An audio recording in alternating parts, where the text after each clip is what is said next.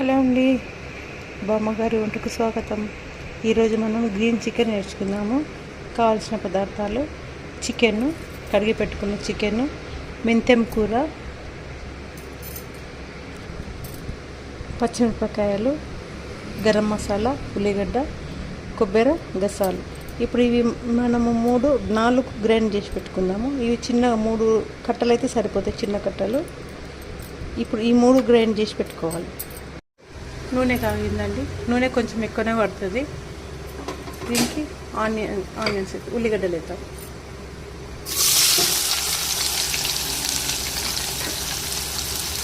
సౌస్ని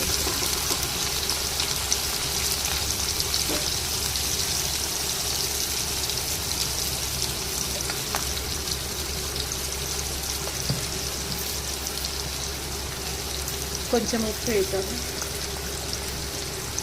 ఉప్పు, పసుపు,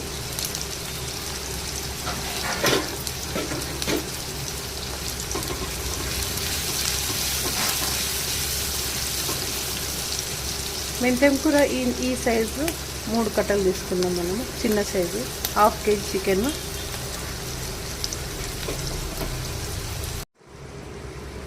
ఆనియన్స్ వేగినాయండి. దీనిలో మనం కొంచెం గరం మసాలా వేద్దాము.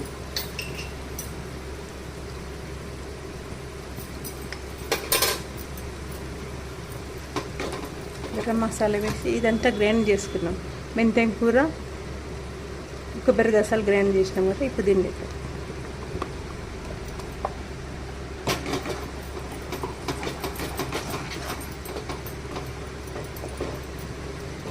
ఇది బాగా నూనెలో వేగాలండి.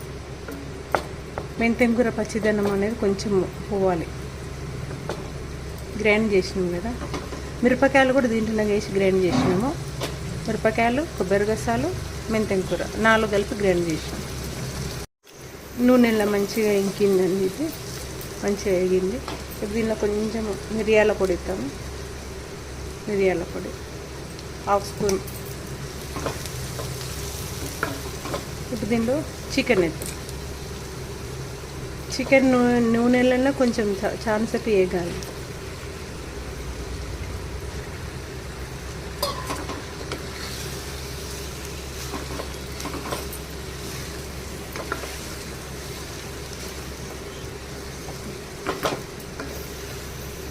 నీళ్ళు దీనిలో అప్పుడే పోయొద్దు.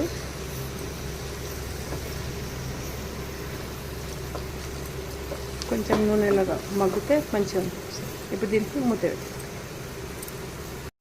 చూద్దాము. నూనెలో కొంచెం మగ్గిపోయింది. ఇప్పుడు దీనిలో కొంచెం పుదీనా, కొత్తిమీర కలిపేద్దాం. కలిపి వాటర్ వేద్దాం.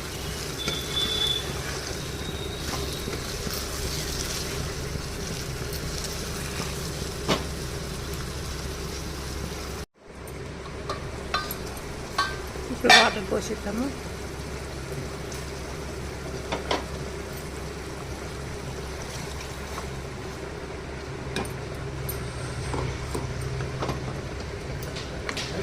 ఇప్పుడు ఇది దగ్గరికి ఉడికియాలి. మూత పెట్టేసి సిమ్లో పెట్టేసి అదే ఉడికిస్తుంది. చూద్దాం. ఇంకో ఈ నీరు పోయే వరకు ఉడికిద్దాం. ఇంకా ఉడకలేదు. ఇప్పుడు ఇంకా మూత తీసి పెట్టేద్దాము. మూత తీసి పెట్టి ఇక దగ్గరికి అవుతుంది. ఇదంతా గ్రేవీ మొత్తం దగ్గరికి అవుతుంది.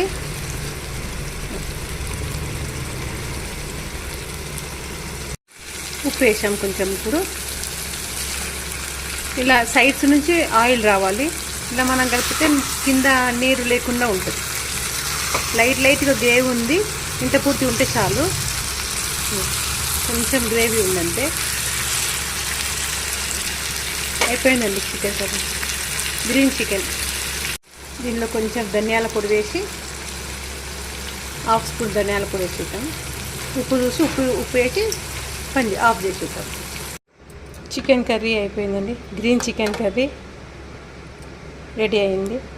ఈ వీడియో నచ్చితే కర్రీ నచ్చితే చికెన్ కర్రీ నచ్చితే లైక్ చేయండి, షేర్ చేయండి, సబ్స్క్రైబ్ చేయండి.